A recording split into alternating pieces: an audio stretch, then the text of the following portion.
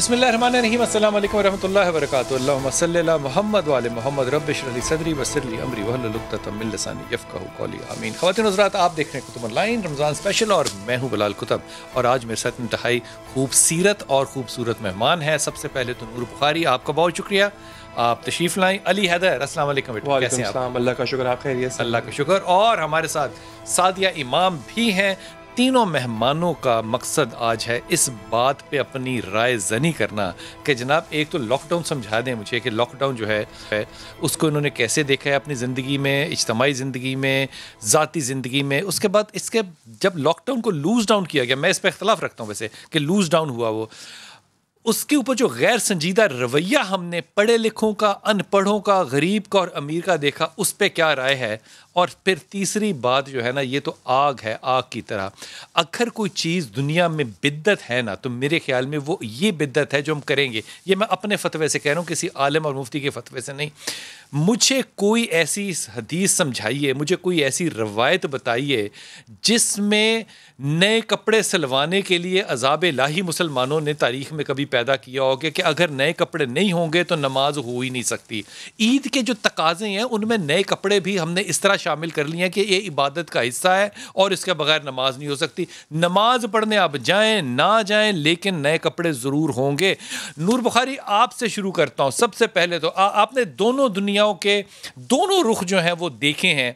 ये मुझे समझाइए पहले तो कि इन सारे लॉकडाउन के, सो कॉल्ड लॉकडाउन के दिनों में आपने वाकई लॉकडाउन होते हुए देखा है? बिस्मिल्लाहिर्रहमानिर्रहीम, अस्सलाम वालेकुम। सब आपको और जो तमाम देखने वालों को बहुत सलाम। लॉकडाउन मैंने बहुत ही कम एरियाज में देखा है बिलाल भाई, अगर आपको मैं सच्ची बताऊं।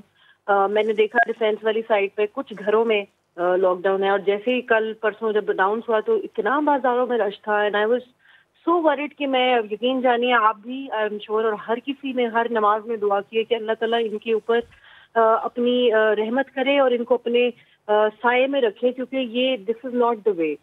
मैं अपनी उन बहनों से मतलब परेशान थी उनको देख के कि इतना अफरा तफरी कहाँ है, क्या हो जाएगा अगर हम एक ईद पे नया जोड़ा नहीं पहनेंगे। ये कहीं सारा पे झगड़ा आप जो है, ये सारा जी झगड़ा जो है, वो तो मेरा तो कप्तान मुझे ये समझा रहा था कि हम गुर्बत की वजह से मर रहे हैं और जी भूख जो है जी वो हमें मार देगी, या कोरोना मारेगा या भूख मारेगी।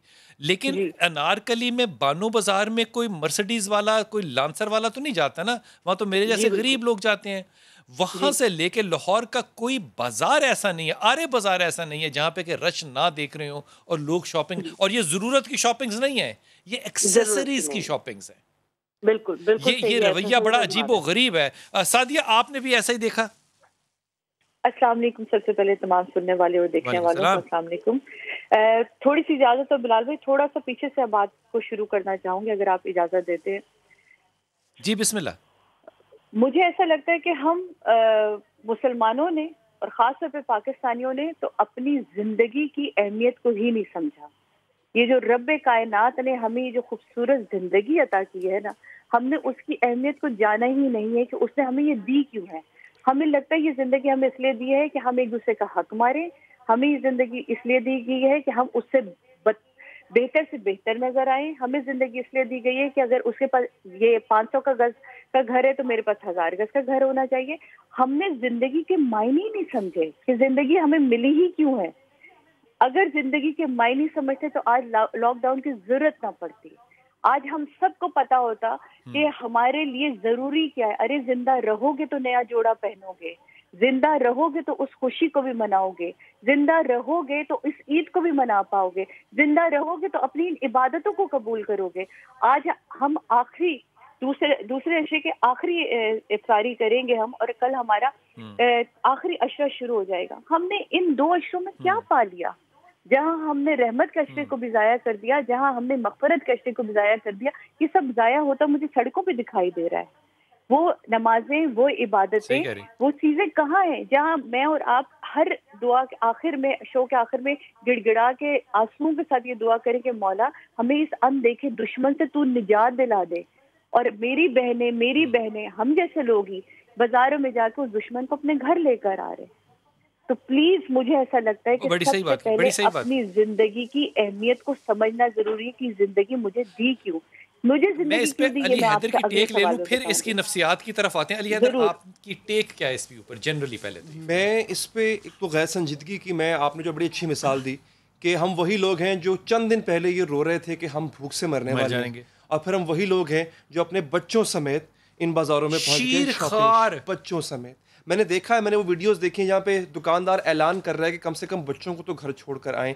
तो हमारे यहाँ ये जो गैर संजीदगी है ना बिलाल भाई, ये फोरम सियासी बातों का नहीं है, लेकिन ये बात करना मेरी मजबूरी है कि गैर संजीदगी का इफेक्ट ऊपर से नीचे आ रहा है। सही जब कह रहे गैर हैं। संजीदगी हमें ऊपर नजर आएगी, हुक्मरानों में नजर आएगी। गैर संजीदगी को झूठ से भी आप यूं convert कह किया रहे जा हैं कि सकता है। आप जब झूठ नजर आ रहा है, आप- सच नहीं आ exactly, रहा। जब आप पूरी बात नहीं बता रहे हैं, जब बात को आप अंडर एस्टिमेट, अब कोरोना को अगर मेरा हुक्मरान एक आम सा नज़ला जुकाम कहेगा और मैं ये देखूंगा कि हमारे जो हुक्मरान हैं, या मैं किसी का नाम नहीं लेता यहाँ पे, वो ये कहेंगे कि ये तो पैनाडोल से ठीक हो जाता है।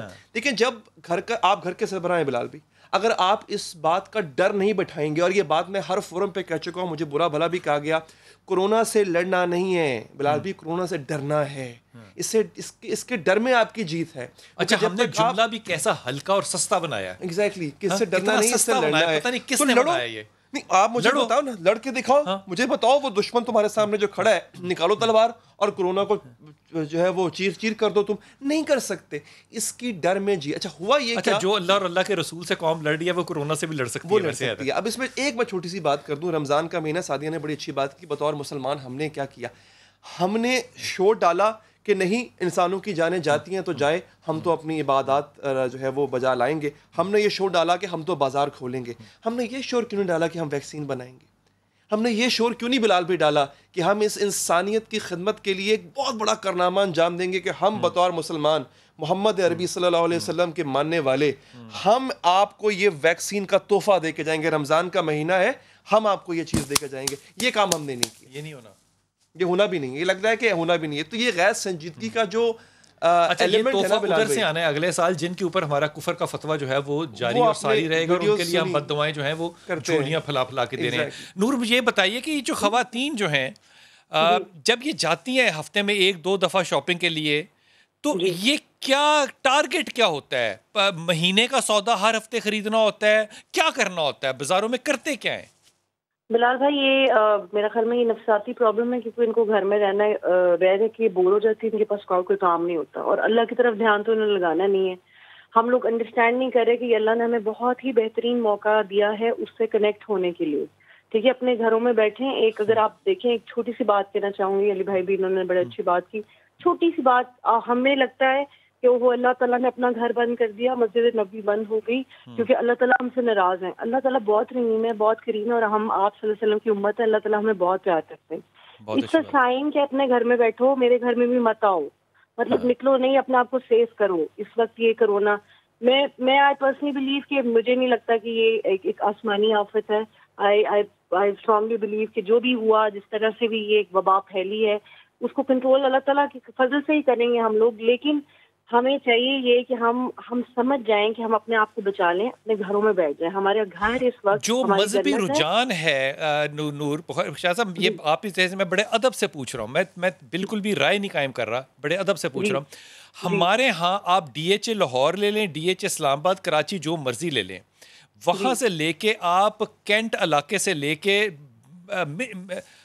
भाटी गेट तक चले जाएं, लोगों के अंदर पिछले 20 साल में एक बड़ा रवाज और मजाज आया है नकाब का, बुरके का, सर ढांपने, ये बहुत बड़ा रवाज आया है मुख्तलिफ मूवमेंट्स की वजह से। लेकिन अल्लाह के रसूल फरमाते हैं कि बाजार जो है ये शैतान का घर है। आप फरमा रही हैं कि लोग बोर होकर घर से निकल जाते हैं। जब रुझान मजहबी है, लिबास मजहबी है, नकाब मजहबी है, हिजाब मजहबी है, तो ये शैतान के घरों में क्यों जा रहे हैं? इसका जवाब बिलाल भाई, ये नफ्स भी मजहबी नहीं हुआ ना, नफ्स को कंट्रोल नहीं है। ये जो खवातीन आपको बाहर नजर आ रही हैं, मैं आपको बड़ा प्यारा सा वाक़या सुनाती हूँ। मेरी हाउस हेल्प जो जब से ये क्वारंटाइन में हम लोग हैं, तब से मेरे साथ ही है वो लड़की, तो वो रोज मुझसे पूछती कि बाजी बाजार कब खुलेंगे, क्योंकि शॉपिंग करनी है गर्मियों की। और मैंने कहा यार, इस वक्त जिंदगी के लाले पड़े हुए हैं, किसी को अल्लाह ना करे लग जाए। स्पेशली अब देखें, अगर हमें आपको नहीं भी परवाह नहीं है, हमें अपने बच्चों की परवाह नहीं है, हम बहुत बहादुर हैं और हम हर किसी से जंग करने के लिए राजी हैं। प्लीज उन डॉक्टर्स का तो ख्याल करें जो अपनी जिंदगी है इस वक्त अपनी दाव पर लगा के आप लोगों की जिंदगी बचा रहे हैं। ये मुझे तो मुझे हम बेचारे शाह साहब शहीद एक हो रहे हैं। सेकंड जरा बुखारी साहब मुझे ईमानदारी से बताइए, जुमला जब आप कहती हैं आपके घर में कोई डॉक्टर है, मेरे घर में सवाए मेरे सारे डॉक्टर हैं, मैं कहता हूं आप सोच नहीं सकते कि माएँ बच्चों पे क्या क्या फूंकती हैं, माएँ उनके लिए किस तरह रोती हैं, माएँ उनका किस तरह इंतजार करती हैं, वो जाते हुए जो लिबास पहनते हैं वो वापस आके उस लिबास को किस तरह बाहर उतार के नंगे होके घर वापस आते हैं, अपने आप को जिस अजाब में वो डॉक्टर, मैं एक ऐसे डॉक्टर की बात कर रहा हूं जो सीनियर है ही नहीं और उनके पास कख नहीं है, ना ग्लव है, ना मास्क है, ना पीपी है, कुछ नहीं है, उसके बावजूद वो आपके लिए लड़ रहे हैं। और हम बाजारों में जाके, आप बानो बाजार जाएं, आप चल नहीं सकते, इतना कंधे से कंधा लगा हुआ है। पता नहीं, आई थिंक इनको बस सॉरी टू से, लेकिन यही है कि बस सख्ती से इनको करना पड़ेगा, अदरवाइज ये प्यार की जुबान तो समझ नहीं रहे हैं। कोई भी लॉकडाउन करें। और मैं, बिलाल भाई आप भी मुझसे एग्री करेंगे कि इस वक्त हमारे मुल्क में, अगर वो कहते हैं ना कि जी भूख से इंसान मर जाएगा, नहीं मरेगा, बिकॉज बहुत लोग हैं, जब अभी जैसे स्टार्ट ही हुआ था तो मैं ऐसे लोगों को जानती हूँ कि शायद जिन्होंने कोई 1 रुपया भी जिंदगी में किसी के ना निकाला हो, लेकिन उन्होंने भी बढ़ चढ़कर हिस्सा लिया है और अपने अपने तरीके से, ये नहीं गवर्नमेंट के उसमें फंड में, हम सब ने अपने अपने तरीकों से अपने अपने इलाकों में जिस तरह गरीबों की जो मतलब, जो हम खुद बहुत गरीब है, लेकिन जो भी जो थे ना डिजर्विंग लोग थे, जिनका पता था कि यार इनके काम नहीं चल रहा, उनको फोने कर करके जाके राशन सबको दिए हैं। तो अगर ये बीमारी से बचा ले हम, शाह साहब इस बात पे ना कभी सोचिएगा, मैं ये सब मेहमानों से कह रहा हूँ, आज से 30 साल पहले ना गरीब और अमीर एक मोहल्ले में रह सकते थे और रहते थे, लेकिन अब पिछले 30 साल में अमीरों के इलाके इस मुल्क में अलग हो गए हैं, गरीबों के अलग हो गए हैं, मिडिल क्लास के अलग हो गए हैं, अब तबकात बन चुके हुए हैं। ये हमने एक बहुत बड़ा फिनोमेना और क्राइसिस जो है ना, ये बाहर से लिया है, जो कि ना सिर्फ के गैर इस्लामी है, गैर शरई है, इसको बिद्दत कोई नहीं कहेगा, क्योंकि जो बिद्दत कहने वाले हैं वो खुद उन इलाकों में रहते हैं जहां पे गरीब दाखिल नहीं हो सकता। ये बहुत बड़ा सोशल चेंज आया है। सादिया, जितनी भी तब्दीली इस वक्त आ रही है, इसमें मेरा जाती राय है, ये हो सकता है मैं गलत हूं, मेरे ख्याल में इसमें खवातीन जो है ना वो फोर फ्रंट है। अगर मेरी बीवी इनकार कर दे बाहर जाने से, शॉपिंग करने से, ईद पे नए कपड़े पहनने से, तो मैं नहीं कर सकता। बिल्कुल, आपकी आवाज नहीं आ रही। अब इस सिनेरियो को इस तरह से जरूर देखिएगा कि जो 4 बड़े ब्रांड है पाकिस्तान के, वो दुकानों के बगैर ऑनलाइन सेल हो चुके हुए हैं। जी बिल्कुल सही कह रहे हैं। और आज डिफेंस की वाई की मार्केट और वो मार्केटें जो कि बहुत ही ज्यादा मजहबी रुझान के लिबास बेचती हैं, वो इन वजूहात से बंद हुई हैं क्योंकि वहां पे एसओपी का जो वादा था वो पूरा नहीं किया। मैं ईमानदारी से अली, बड़ी ईमानदारी से मुझे 1 मिनट देना सादिया, मुझे 1 मिनट देना। मुझे ईमानदारी से बताओ कि मैंने जो रमजान में वादा किया अपने रिज्क को कमाने का, मैं उस पे पूरा नहीं उतरा। आपने वो वादा पूरा नहीं किया बिलाल भाई, आपने ये वादा पूरा नहीं किया कि मैंने अपने बच्चों की हिफाजत करनी है ना। मुझे अपने अगर बच्चों से प्यार नहीं है तो उसका मतलब है कि फिर मैं वो सब कुछ करूंगा जिससे मुझे, अल्लाह माफ करे, कोरोना जो है वो किसी ने कहा था, बड़े आदमी ने, कोरोना काटता कैसे है, तो मुझे वो कोरोना काट ले। तो अगर मेरी जो गैर संजीदगी है वो महरूमी एहसास की वजह से है बिलाल, मुझे आपका एहसास नहीं, मैं मार्केट में अगर नहीं करूँ बगैर एक मुसलमान मुल्क में, एक मुसलमान मुल्क में एहसास नहीं ना। आप आज कहते हैं आज बसंत अलाव है तो केमिकल डोर वाली गुड़ियां जाएगी, केमिकल डोर वाली गुड़ियां चढ़ेंगी, बच्चों के गले कटेंगे, मासूम जाने जाएंगी। एहसास नहीं है, अपने फन से, अपने लुत्फ से बाज नहीं आएंगे। तो ये मसला है हमारा, हमें एहसास की कमी है बिलाल भाई। अगर मुझे आपका एहसास हो, आपको मेरा एहसास हो, ये मास्क मैं अपने लिए नहीं पहन रहा, ये मैं आपके लिए पहनूंगा। ये आपने जो हाथों पे दस्ताने चढ़ाए हैं, ये आपने अपने घर वालों के लिए चढ़ाए हैं कि कल को आप अगर कोरोना यहाँ से लेके जाते हैं तो किसी को इफेक्ट ना करें। ये वो मौका था जब हम एक दूसरे के लिए बिलाल भी कुछ कर सके, हम वो सोसाइटी बन जाते जिसका हमें बताया गया था। लेकिन अनफॉर्चुनेटली हम एक डिजास्टर की तरफ जा रहे हैं। मुझे हैरानी है कि बताते क्यों नहीं है ये हमारे हुक्मरान। देखिए, आपकी मेरी बात पर शायद आवाम को यकीन ना आए क्योंकि हम एक्सपर्ट्स नहीं है इस मामले में। डॉक्टर्स चीख रहे हैं इस वक्त, वो कह रहे हैं कि अगर आप लोग बीमार पड़ गए, हमारे हेल्थ सिस्टम में जान नहीं है, हमारे पास बिस्तर, वेंटिलेटर नहीं है, भाई अल्लाह माफ करे कुछ हो गया तो हम कुछ नहीं कर पाएंगे। हो रहा है इनफैक्ट, बताया नहीं जा रहा। अच्छा, हुक्मरान जब तक, देखिए एक मैं बड़ी टेक्निकल बात करने जा रहा हूँ यहाँ पे, आपको सड़क के ऊपर ना आपको एक डर का माहौल क्रिएट करना है। मुझे पता हो फौजी खड़ा हुआ बंदूक लेके, पुलिस वाले ने नाका लगाया हुआ है, मैं डर जाऊंगा बिलाल भाई। आपने वो डर का माहौल क्रिएट ही नहीं किया ना, आपने वो सिचुएशन क्रिएट नहीं की। आपको लगता था कि मीडिया हैजान बपा कर रहा है, नहीं भाई ये एक पंजाब से वाहिद तो बाज आएंगे लड़ने से, तो ये होगा एग्जैक्टली और ये वाहिद मीडिया था बिलाल भाई, मैं ये जो क्रेडिट इस पे खड़ा था। इस पे खड़ा था। मीडिया को कहा गया कि मीडिया सनसनीखेजी फैला रहा है, नहीं, अगर मीडिया ये भी ना बताता आपको, तो बिलाल भी जो चंद लोग एहतियात कर रहे हैं ये भी ना कर रहे होते। ये मीडिया था, ये डर और ये इसकी सिवेरिटी जो है वो मीडिया ने बताई। सादिया मुझे एक बात बताइए, आज से तकरीबन 30-35 साल बात है, 79-80 की बात है ये, वो जब रेवोल्यूशन आया था ना ईरान का, मैं किसी तबके और मजहब की बात नहीं कर रहा, तो आगा खुमैनी ने एक बड़ी खूबसूरत बात की थी जब ईरान से उनको बेदखल किया गया था। बेदखल होते वक्त खुमैनी ने कहा था जुमला एक, उसने कहा था मेरी जो इन्वेस्टमेंट है ना ईरान में, वो बच्चा है जो आज माँ की गोद में है। और ठीक 20 साल के बाद वो जो अपनी कमेटी डाल के फ्रांस में गए थे खुमैनी साहब, उन्होंने अपनी वो कमेटी कैश कर ली क्योंकि वो गोद वाला बच्चा 21 साल का जवान हो गया था। और कोई शख्स इस बात को आज भी इसको डिनाई नहीं कर सकता कि जितनी बड़ी आइडियोलॉजिकल रेवोल्यूशन ईरान ने पैदा की, आज 30 साल के एम्बार्गो के बाद वो कोरोना से अकेला लड़ा। तो ये जो सारा करेक्टर बिल्डअप है, ये तो आपकी जिम्मेदारी है ना। आप बिल्कुल सही कह रहे हैं। यही आपकी बात को थोड़ा सा आगे बढ़ाऊंगी कि ईरान के एक शहर है, इसके साथ आप तो मेरे से ज्यादा ईरान और इराक गए में, मशहद के बिल्कुल करीब में, वहां पूरे शहर में कहीं फ्रिज नहीं देखेंगे। कह लेंगे जब इनकलाब आया तो हमारे यहाँ फ्रिज को जो है हमारे शरई तौर पे मना कर दिया कि फ्रिज इस घरों में नहीं होगा। पूछा गया भाई फ्रिज क्यों नहीं तुम्हारे घर में होगा, फ्रिज तो आज की जरूरत है। उन्होंने कहा जब फ्रिज घर में आ गया तो हमने अपने घर का जो खाना था वो फ्रिजों में रखना शुरू कर दिया। जब तक फ्रिज घर में नहीं था तो घर का खाना जो बचता था तो गरीब और मस्कीनों में बढ़ जाया करता था। शहर में कोई गरीब भूखा सोता नहीं था। जब से फ्रिज आ गए तो हम लोगों ने अपनी जरूरत से ज्यादा खाना अपने घरों में महफूज करना शुरू कर दिया। ये आपको मैं आइडियोलॉजिकल बात करें ना, तो आइडियोलॉजी यहाँ से शुरू होती है कि जहाँ फ्रिज को सबसे पहले हराम करार दे दिया कि फ्रिज निकालो ताकि तुम्हारे शहर में लोग भूखे ना मरे। जब कोई भूखा नहीं मरेगा तो इस तरह हमारे शहरों में रश नहीं बढ़ेगा। अब वापस दोबारा आपके उसी सवाल साथ जो आपने नूर से पूछा था कि हमने नकाब सीख लिया, हमने हिजाब सीख लिया, लेकिन वो दीन हमारे अंदर क्यों नहीं आया। इब्ने मुलजिम कौन था जिसने मौलाए कायनात के ऊपर जर्ब मारी थी? मुसलमान था। हाफिज अब्दुल रहमान इब्ने मुलजिम। अब्दुल रहमान इब्ने मुलजिम कौन था? उसने वो कारी भी था, वो हाजी भी था, वो सब था। लेकिन क्या था कि उसके दीन, वो रसूल खुदा को भी मानता था, अल्लाह की वहदानियत को भी मानता था, लेकिन रसूल खुदा जो कहते थे कि मन कुन तुम मौला फहाज़ा अली मौला, के मैं जिसका मौला अली उसका मौला, उससे उसका इनकारी था। आज हमारा भी वही हाल है कि हम दीन को तो मान रहे हैं, दीन की कहीं भी को नहीं मान रहे। हम रसूल खुदा की को मान रहे हैं, उनकी कहीं भी बातों को नहीं मान रहे।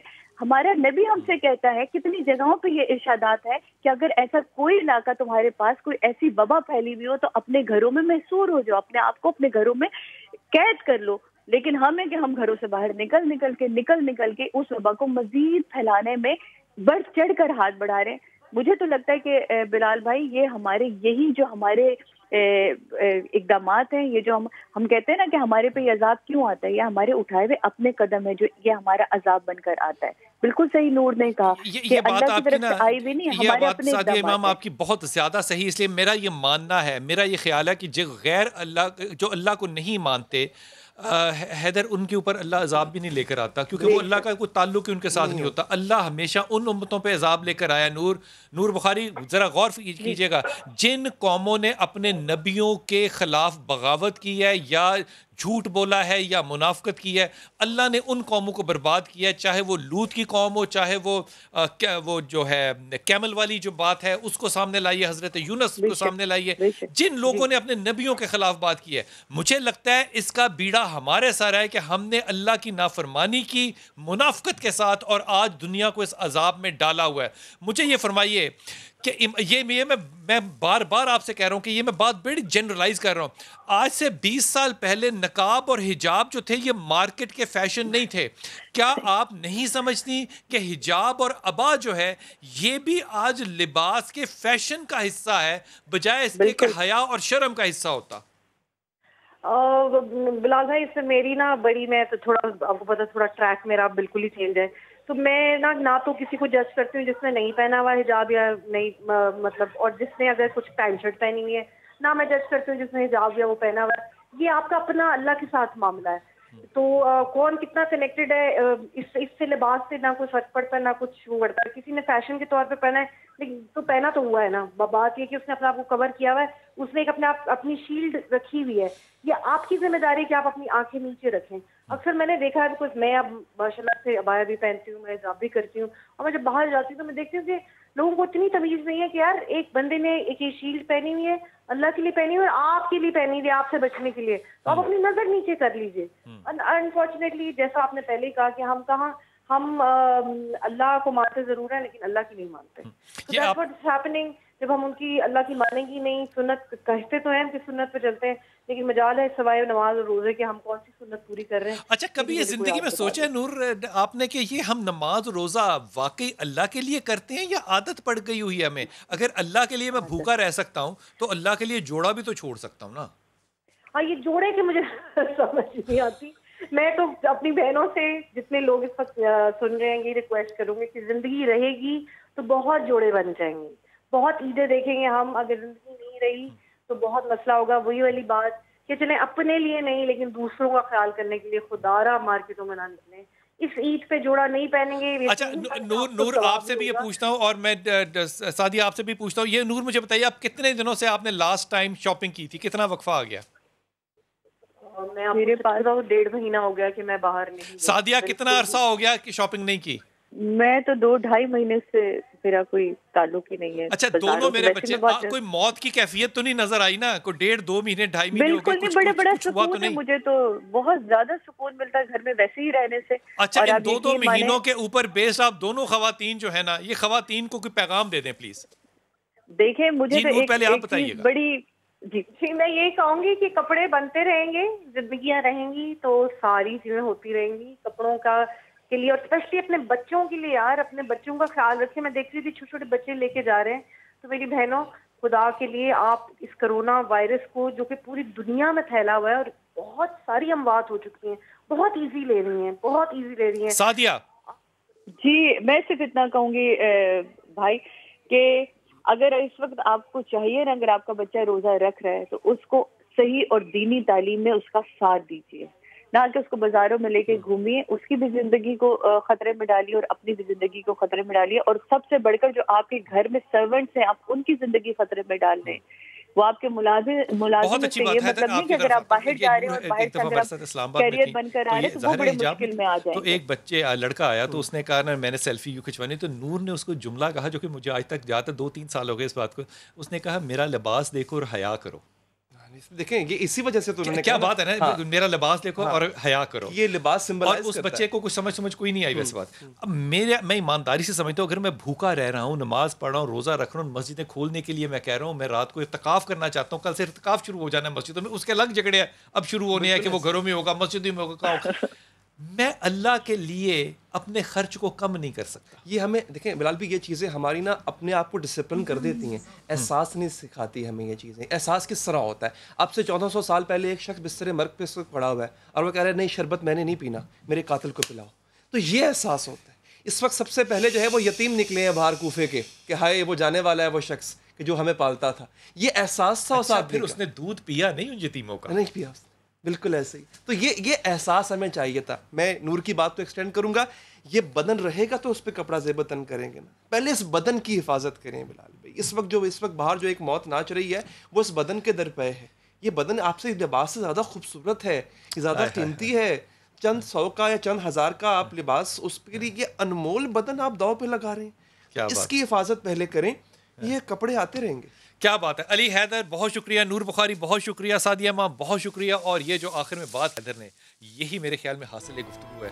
अगर आपने अपने जिस्म की हिफाजत करनी है तो इसकी हिफाजत करना मैं अपनी आपको ईमानदारी से कह रहा हूँ, ये इबादत इसलिए है कि इसमें रिस्क हलाल डालना या ना डालना आपकी चॉइस है। लेकिन जब ये बात करते हैं ना कि कूफा के यतीम बच्चे आ गए दूध के लिए, तो वहाँ पे वो हस्ती भी चाहिए जो अपने रोज़े को नमक और जौ से खोले, दूध बच्चों के लिए छोड़ जाए। खुदा के वास्ते आज उस दूध के प्याले को बच्चों के लिए छोड़ना सीख लें।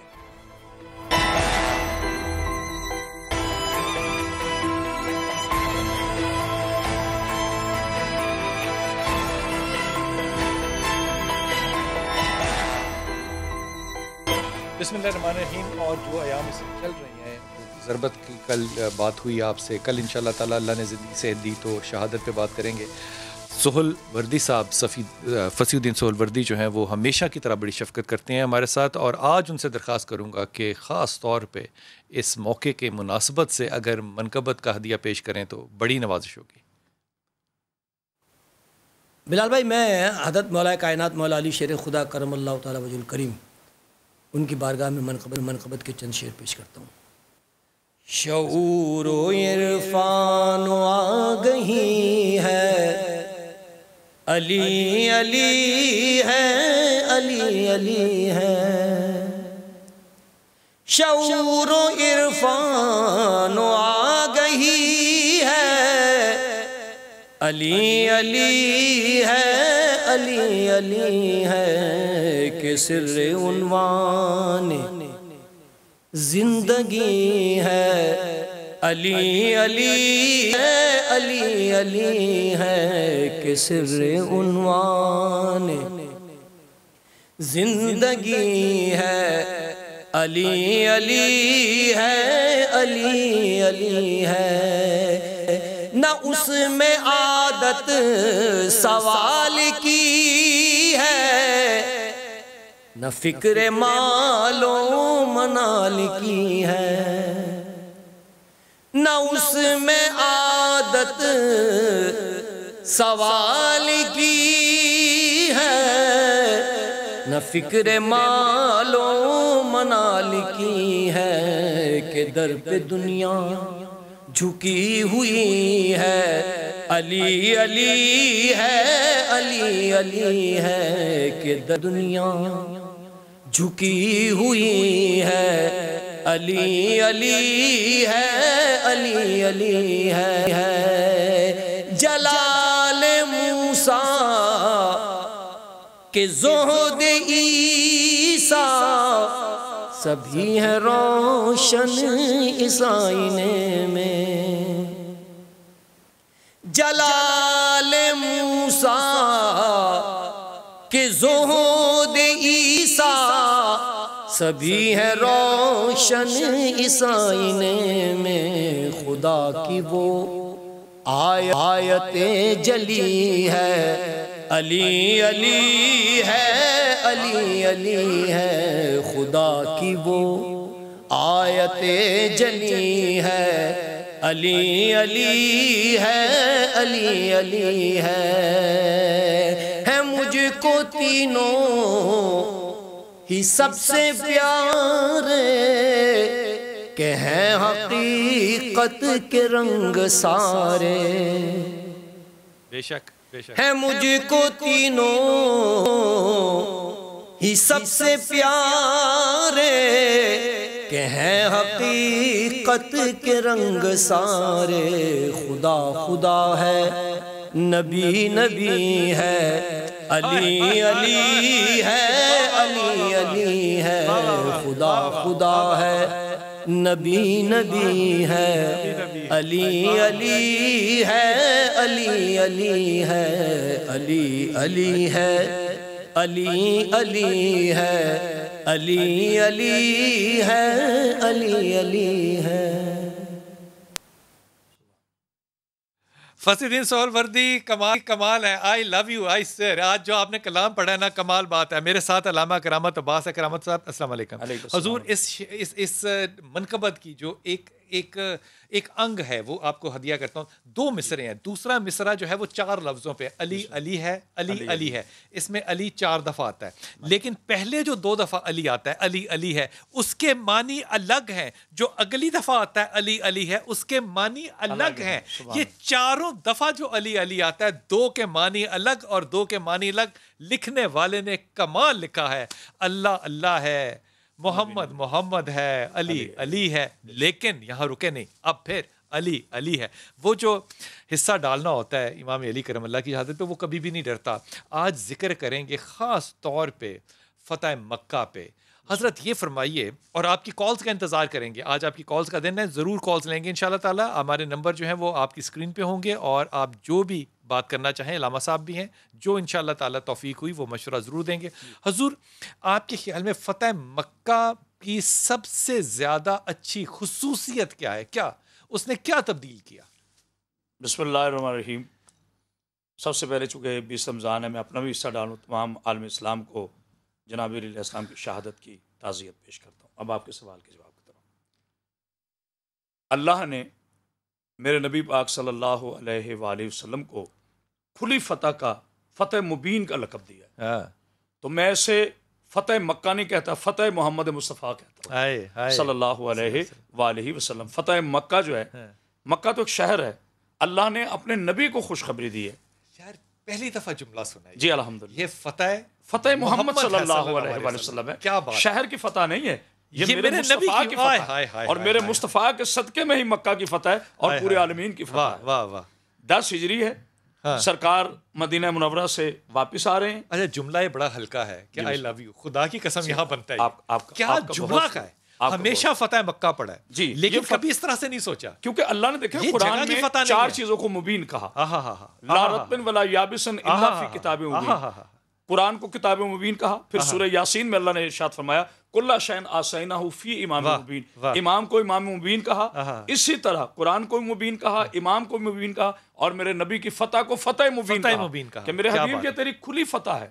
और कायनात में मैंने देखा 2 ऐसी ये जंगे हैं जहां तलवार उठाए बगैर मेरे रसूल को फतह हुई है। फतह मक्का में कोई झगड़ा नहीं हुआ, कोई तलवार नहीं उठी, और फतह मुबीन हुई। और फिर मुबाहिला में कोई तलवार नहीं उठी, कोई झगड़ा नहीं हुआ, और अल्लाह ने मेरे नबी को फतह मुबीन। अच्छा गए बस, अच्छा फतह मुबीन अल्लाह ने अता फरमाई। मुबाहिला भी वही फतह है, फतह मुबीन मेरे रसूल अल्लाह की बगैर, क्योंकि तलवार नहीं उठी हम उसको जंग नहीं मानते। जी जी जी, हम उसको जंग नहीं मानते। यहाँ पे तलवार मुबाहिला हुआ, मुबाहिला हुआ, ये उन्वान नहीं। अच्छा, फतह मक्का की तरफ हम आते हैं। अब मेरे रसूल अल्लाह इसका बेस जो है, जो आपने सवाल किया, मैं आपके सवाल की तरफ आऊँ भाई कुर्ता बिलाल साहब, मौला आपको सलामत के। फतह मोहम्मद सल्लल्लाहु अलैहि वसल्लम जो फतह मक्का कहलाती है, एक तो अल्लाह ने खुशखबरी दी कि मेरे हबीब हमने तुम्हें खुली फतह दी। क्या मतलब खुली फतह का? कि सिर्फ मक्का के दिन फतह नहीं, अल्लाह इस आयत में ऐलान फरमा रहा है कि मेरे हबीब जब तक मेरा निजाम बाकी है तेरी ही फतह है। वाह वाह वाह वाह, मेरे मोहम्मद तो कभी मफ्तून हो गए नहीं। मोहम्मद वाले मेरे रसूल अल्लाह आपके लिए नौजुबिल्लाह नकल कुफर बाज़ लफ्ज़ शिकस्त है ही नहीं। आज मेरे रसूल जाहो जलाल से आ रहे हैं, साथ जनाब अली की जुल्फ़िकार बरहना है। आज मेरे रसूल आ रहे हैं, वो काफिरीन मक्का, वो मुशरिकीन मक्का जो इस खौफ में थे कि आज रसूल अल्लाह हमारे सरों के अंबार लगा देंगे, लेकिन मेरे नबी ने बता दिया कि काफिर काफिर होता है, नबी नबी होता है। हाय हाय हाय हाय, वाह वाह वाह, मेरे नबी ने बता दिया काफिर काफिर होता है, नबी नबी होता है। वाह वाह, कभी नबी जैसा नहीं हो सकता, ये कभी मेरे नबी जैसा नहीं हो सकता। सुभान अल्लाह। वो ये लेके आए थे कि आज हम नबी के शायद के ताल से नहीं बचेंगे, लेकिन मेरे नबी सल्लल्लाहु अलैहि वसल्लम ने, मेरे आका ने, बस 1 मिनट लूंगा, जब तशरीफ लाए हैं, सबसे पहले मेरे मौला ने आके जो काबा के अंदर बुत रखे हुए थे, रसूल अल्लाह ने छड़ी से ऐसे इशारा करते गए, बुत तोड़ते गए, और जब बड़े बुत रह गए तो ये तारीख हबल रह गया। हाँ जी, ये तारीख तमाम उलमाए अहले सुन्नत, उलमाए तशरीह, तमाम मुसलमान आलम की किताबों में ये रवायत मौजूद है और सनद के साथ मौजूद है कि मेरे रसूल अल्लाह ने फरमाया, आइना आइना अली, मेरा अली कहाँ है? हाजिर या रसूल अल्लाह। हाय हाय, आइना आइना अली, मेरा अली कहाँ है? हाजिर या रसूल अल्लाह। या रसूल अल्लाह, मेरे माँ बाप कुर्बान, आका मैं हाजिर हूँ, अली मेरे कांधों पे आओ, और ये बुत तोड़ दो। ये हबल ये बड़ा था, ये लेकर आते थे अपनी फतह के लिए। जुमला कह रहा हूँ एहतराम रिसालत पर, बेशक पूरी आलम इंसानियत हमें सुन रही है। अल्लाह रमज़ान के इन रोज़ों को कबूल फरमाया और कोरोना वायरस से हमें महफूज फरमाए। ये जुमला सुनने वाला है। मेरे अली अलैहिस्सलाम ने हाथ जोड़ के कहा, या रसूल अल्लाह, या रसूल अल्लाह, मेरे बाप अबू तालिब ने मुझे हुक्म दिया है कि कभी नबी के साथ भी नहीं खड़े होना, कांधों पे कैसे आ जाऊं। तो अब मेरे नबी ने फरमाया, या अली, क्या मेरे बारे में कुरान ने इरशाद नहीं फरमाया, वन नजमी ज़ाहवा माज़ल्ला साहिबुकुम वमा गवा वमा यंतिकु अनिल हवा इन हुवा इल्ला वहयु युहा। मैं तो अल्लाह के हुक्म के बगैर पानी भी नहीं पीता। अली, मैं नहीं कह रहा, मेरा अल्लाह फरमा रहा है कि मेरे कांधों पे खड़े हो जा। अब जब जनाब अली कांधों पे खड़े हुए तो कहा, अली क्या महसूस कर रहे हो? कहा, मालिक आपके कांधों पे खड़े होकर अली वो बुलंदी महसूस कर रहा है कि आसमान मुझे नीचे नजर आता है, मैं ऊपर नजर आता हूं। सुभान अल्लाह, सुभान अल्लाह, अल्लाहुम्मा सल्ली अला मोहम्मद वाली मोहम्मद। सिद्रा है हमारे साथ। जी सिद्रा बेटा। अस्सलाम वालेकुम। वालेकुम अस्सलाम मेरा बेटा। बलाल भाई, मेरे साथ एक प्रॉब्लम है। मैं ना 10 साल हो गए हैं, मैं बीमार हूँ और मैंने कोई भी डॉक्टर नहीं छोड़ा है, कोई भी दम दूध वाला नहीं छोड़ा है, बट मुझे आराम कहीं से भी नहीं आ रहा है।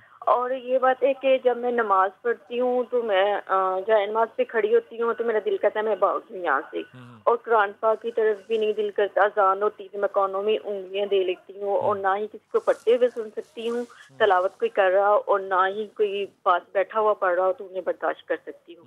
और मैं साइकियालॉजिस्ट से मेडिसिन खाई हूँ, मुझे 10 साल हो गए हैं लेकिन आराम नहीं आ रहा है। प्लीज आप जरा हेल्प करें मेरी। अच्छा, पहले तो मुझे ये बात बताओ कि दम दरूद से कोई फायदा हुआ?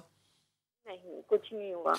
डॉक्टरों ने जो तुम्हें मेडिसिन दी उसके बाद क्या तबीयत में तब्दीली आई? खा रही हूँ, उसमें भी कोई तब्दीली नहीं आई है, मैं वैसे की वैसे ही हूँ। आपकी तालीम कितनी है? जी, आपकी तालीम कितनी है? मैंने एफए किया हुआ है, एफए के बाद मेरे साथ ये मसला हो गया। अच्छा, मैं तुम्हें एक बात समझा रहा हूँ जी, इसको समझना है तुमने।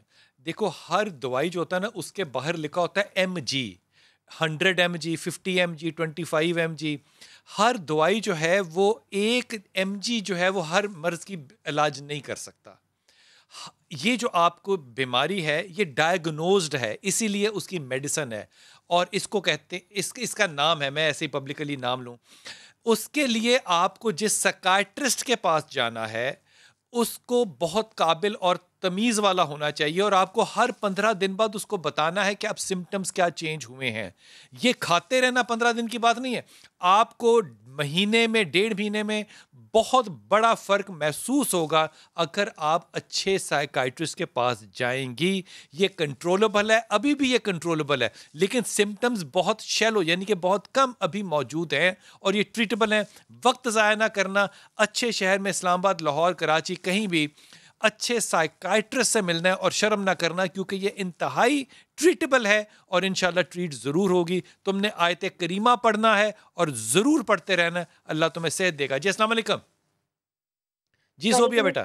वालेकुम सलाम। बिलाल भाई कैसे हैं आप? अल्लाह का शुक्र मेरा पुत्र। बिलाल भाई, मैंने ये कहना है कि मेरी ना मदर है, वो बहुत ज़्यादा घर में ना तंग करती हैं। अच्छा। इतना ज़्यादा तंग करती हैं कि मतलब अब हम घर से बाहर भी नहीं जा सकते। अच्छा। और अगर हम उन्हें कुछ जी कहाँ मतलब हम घर छोड़ के भी तो बाहर नहीं जा सकते और हम यानी कि हर वक्त तो इतना ज़्यादा तंग करती हैं कि मजबूर कर देती है कि हम घर से मतलब बाहर ही कहीं चले जाएं, चाहे वो बेटियां हों वो चाहे या बेटे हों। अगर मतलब हम कुछ कहें भी तो हमारी दुनिया और आखिरत दोनों खराब होती है। सही कह रही उसका भी डर रहता है। आप में से कितने बच्चे मैरिड हैं? हम सब मैरिड है अल्हम्दुलिल्लाह, बस मैं रह गई हूँ। ओके, आपने 2 चीज़ें पढ़नी है, एक लाहौल वाला कुव्वत इल्ला बिल्लाह एक पढ़नी है तस्बीह, और दूसरी आपने पढ़नी है या वली या वा। ये दोनों हर वक्त पढ़ते रहना। लेकिन ये जो आपने आखिरी बात की नसूबिया, ये सबसे ज़्यादा सेहतमंद बात है कि दीन और दुनिया अपने ख़राब मत करो, जिस तरह चल रहा है चलने दो और माँ के लिए दुआ करो कि अल्लाह उसको भी सेहत और हदायत दे। हालात लगते नहीं हैं लेकिन दुआ ज़रूर करो।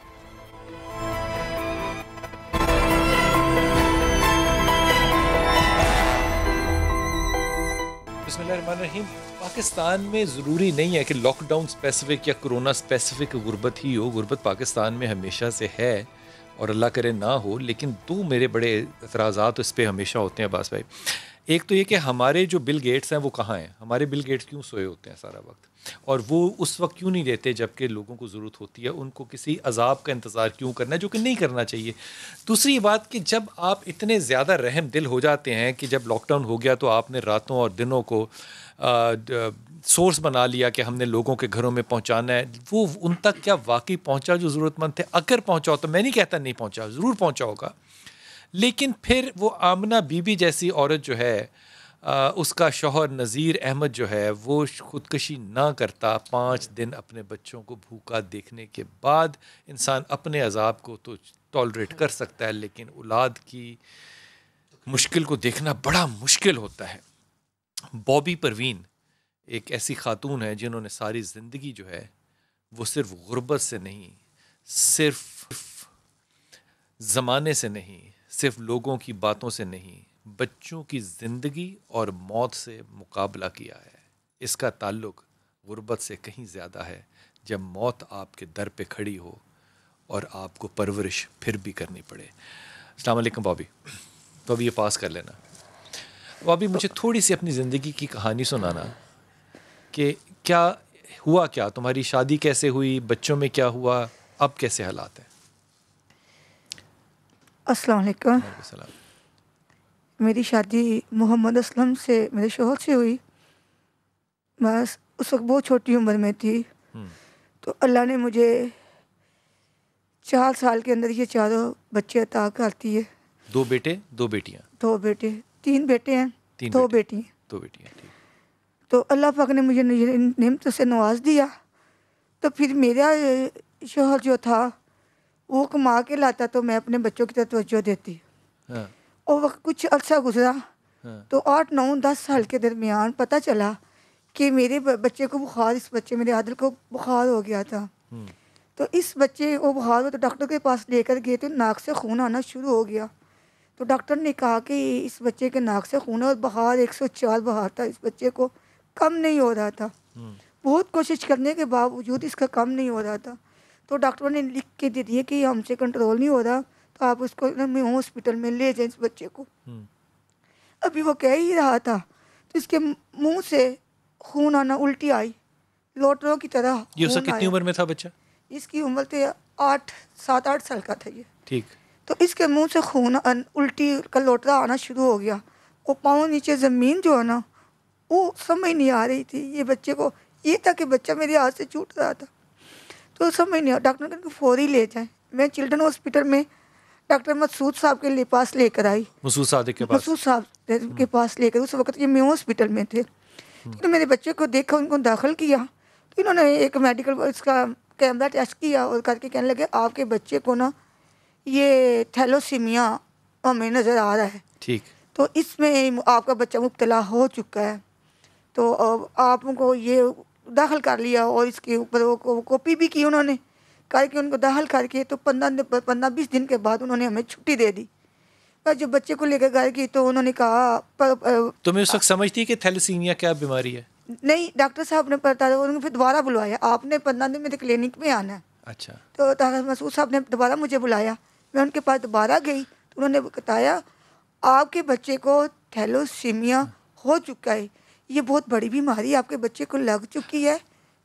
आपके कितने बच्चे थे उस वक्त? 5? मेरे 5 बच्चे हैं। और 5 को थैलेसीमिया था? नहीं, 3 को। 3 को था। 3 को थैलेसीमिया से ऊपर बीमारी चली गई है। ठीक। इसका नाम पोरोसिटम इस तरह के ऊपर नाम चला, मोजी मल्च में ये चले गए हैं। उन्होंने कहा कि हम आपकी बीमारी नहीं ढूंढ पाए आपके बच्चों की। 3 बच्चों को ये एक ही बीमारी में मुब्तला हो चुके हैं। इन तीनों में से वफात किसकी हुई? छोटे की टीपू सुल्तान की, ये दोनों से छोटा था। वो छोटा था? छोटा था। और इसी बीमारी में था? उसकी उम्र थी 20-22 साल उम्र उसकी थी जब उसको ये दुनिया की सजा मिला। नाक से खून, मुंह से खून, आंखों की नज़र चली गई थी उसकी और दिमाग उसका शॉर्ट हो गया था। अच्छा, ये बताओ कि अब तुम्हारा शौहर तुम्हारे साथ नहीं रहता? वो कितने अरसे से? वो तकरीबन ये 2-3 साल हो गया जब से मेरा बेटा मुझे कि दुनिया की किसी बच्चों का खर्चा उठाता है? जी। बच्चों का खर्चा उठाता है? नहीं, वो बिल्कुल नहीं देखता। वो हम तुम ये बाकी बच्चे अब कैसे पाल रही हो? मैं सारा दिन जो है बच्चों की ट्रीटमेंट में लगी रहती हूँ, कभी किधर दवाई लेने के लिए, कभी किधर से मांग के, हाँ जी, कभी किधर से दवाई और कभी किसी तरह से, कभी किसी दवाई लेने के लिए कोशिश करती रहती हूँ। इनको जो है ना, और वो इनको कैप्सूल वो है इनको खून लगता है, इनको खून लगता है। कहाँ से लगाते हो? कभी सुंदन से लगवाती हूँ, हाँ। कभी फातमी की तरफ चली जाती हूँ। इनमें तो डॉक्टर निसार के पास जाती हूँ मैं, वो क्लिनिक में बुलवाते हैं, हाँ। इनको चेकअप करते हैं, CBC का वो टेस्ट लेते हैं, सब कुछ अपने पास से वो ले लेती हैं। इस बच्चे से बात हो सकती है? इसके आगे माइक रखना जरा, ये करना जरा। क्या नाम है आपका बेटा? क्या नाम है? आदि। आदिल नाम है। हाँ। और क्या है तुम्हें, कोई प्रॉब्लम है, कोई लगता है तुम्हें कोई मसला? हाँ, बड़े कोई करना बड़ी बहुत रही है, बड़ी अच्छा। कोई पियो नहीं तो दिखता तो नहीं, दिल ऐसे ऐसे धड़कन करता है। हाँ। खुश हो? माँ से खुश हो? अब्बा से खुश हो? नहीं कोई नहीं, माँ आता है अपन। अच्छा, अगर माँ कोई काम कहे तो काम कर देते हो घर में? हाँ करना तो जे के माँ ना रहा हूँ, दाता तो माँ से ज्यादा प्यार है। हाँ, ना दाता माँ ना। अच्छा, नहलाती भी माँ है? हाँ। वाह। मैं फिर तब ना। हाँ। हाँ नहीं। हाँ। खुदा और माँ के सामने कोई पर्दा नहीं होता। आए, खुदा और माँ के सामने, खुदा और माँ के सामने कोई पर्दा नहीं होता। इस बहन को देना जरा, बेटा इधर माइक लेना, ऊपर दे दो, ऊपर बहन को दे दो, ऊपर दे दो बहन को। बेटा आप छोटी हैं सबसे बेटा, आप भी कैरियर हैं इस बीमारी की? नहीं। अच्छा, ये फरमाइए, ये बीमारी जो है ये थैलेसीमिया से भी कोई आगे की बात है? जी सर, थ्रोम्बोसाइटोपिनिया है और इसका कोई इलाज नहीं? इलाज नहीं है, पाकिस्तान में नहीं है, अब्रॉड में है।